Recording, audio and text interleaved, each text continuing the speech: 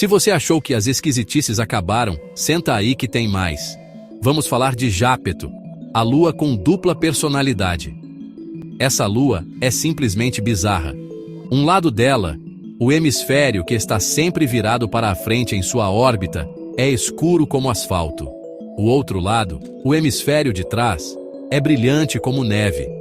Não é um pouquinho mais escuro, não. É uma diferença brutal. É como se alguém tivesse pintado metade da lua de preto e a outra metade de branco. Por isso ela é conhecida como a lua Yin-Yang do Sistema Solar. Durante séculos, os astrônomos ficavam malucos, porque a lua parecia desaparecer quando estava de um lado de Saturno e reaparecer do outro. O mistério dessa coloração durou muito tempo, mas hoje a gente tem uma teoria bem boa. Lembra que Saturno tem dezenas de luas? Pois é. Uma delas, mais distante, chamada Febe, é escura e gira ao contrário das outras. Os cientistas acham que Febe está, aos pouquinhos, se desintegrando, soltando uma poeira escura no espaço.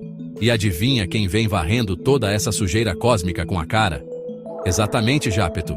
Como ela está sempre com o mesmo lado virado para a frente, é como se ela estivesse dirigindo numa estrada cheia de insetos cósmicos. E o para-brisa dela, o hemisfério da frente, fica todo sujo com esse material escuro de Febe.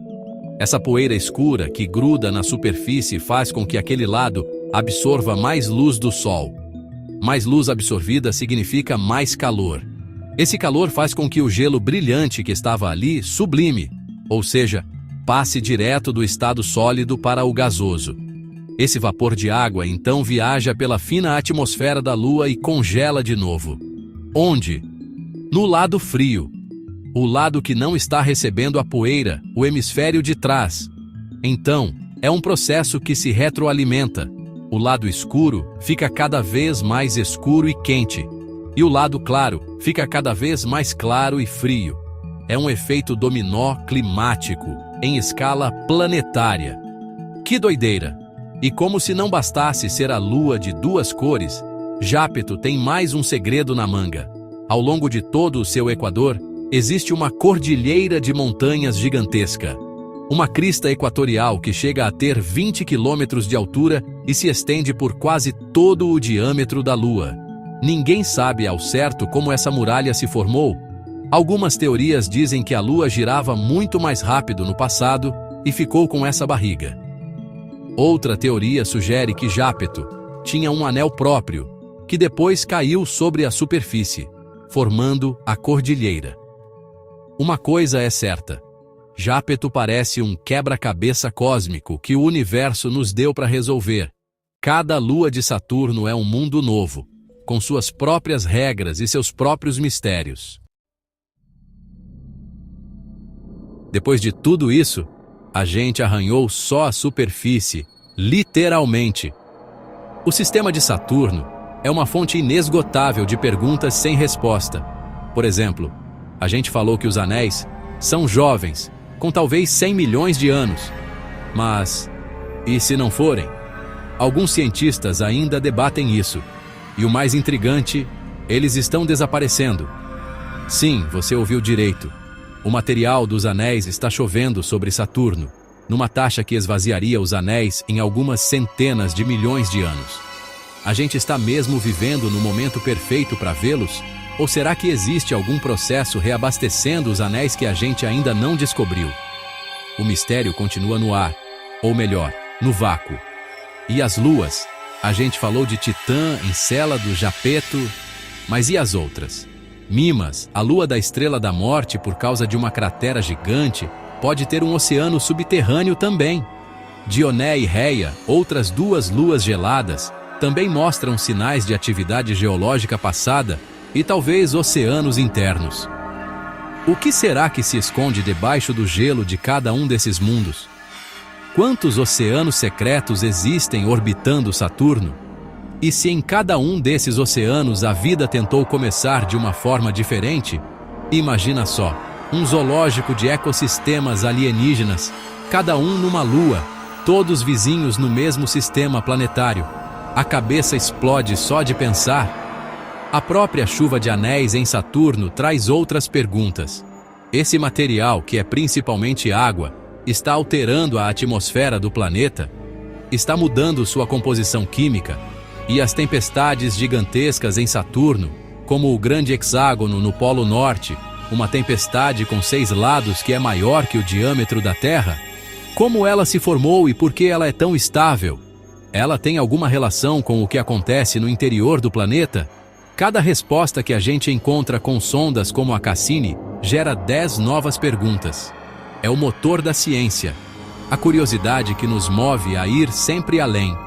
E a pergunta de $1 milhão, claro, continua sendo a da vida.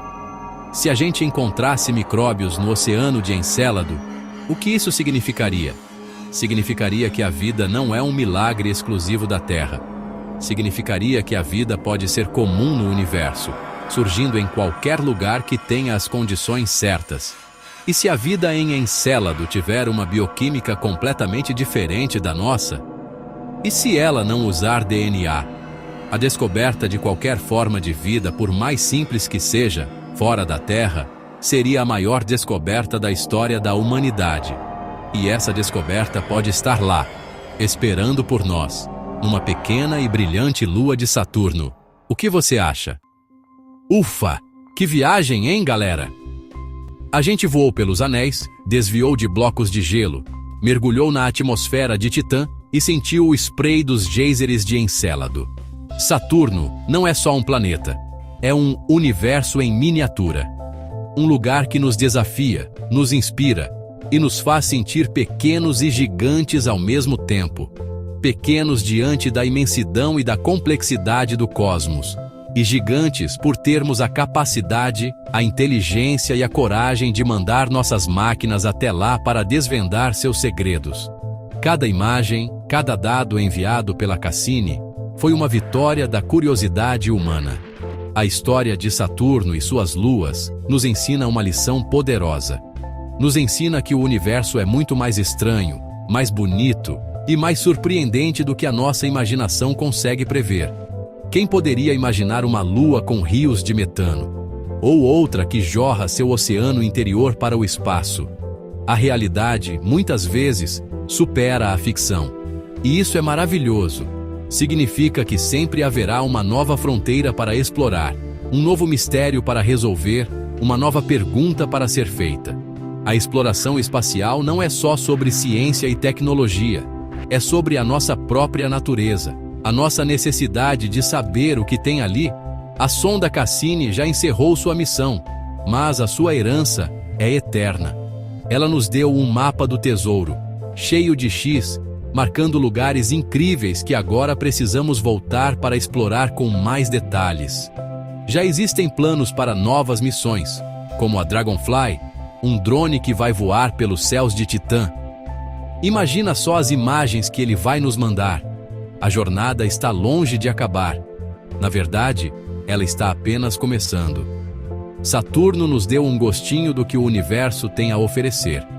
E agora a gente tá com fome demais. É um apetite que nunca será saciado. E isso é o que nos move. Então, da próxima vez que você tiver a chance, numa noite de céu limpo, procure por aquele ponto de luz amarelado e constante. Aquele é Saturno. E quando você olhar para ele, não veja só um planeta. Veja um sistema de mundos. Veja oceanos escondidos. Veja possibilidades infinitas. Lembre-se dos anéis de gelo, das luas pastoras, da chuva de metano em Titã e dos gritos de Encélado. Deixe a sua curiosidade voar solta, porque é essa curiosidade, essa vontade de olhar para cima e se perguntar o que mais existe por lá, que nos torna humanos. Continue curioso, continue perguntando, e nunca, jamais, perca a capacidade de se encantar com o universo. Valeu, galera! Até a próxima viagem!